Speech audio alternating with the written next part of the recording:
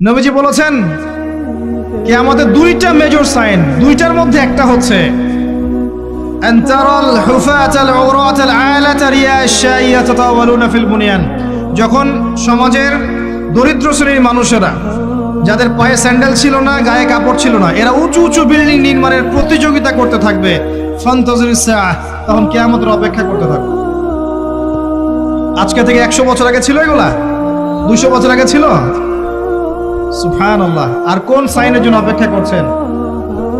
তিনি বলেছেন শেষ জামানায় women will dressed but still they will be naked। মহিলারা কাপড় পরবে, তারপরেও তারা নগ্ন থাকবে। আপনি ঢাকার শপিং মলে যান, আপনি দেখেন। আর কোন সাইনের জন্য অপেক্ষা করছেন? শুধু ঢাকা কেন, গ্রামগঞ্জে ছড়িয়ে পড়েছে এগুলো, এখন গ্রামেও ছড়িয়ে পড়েছে।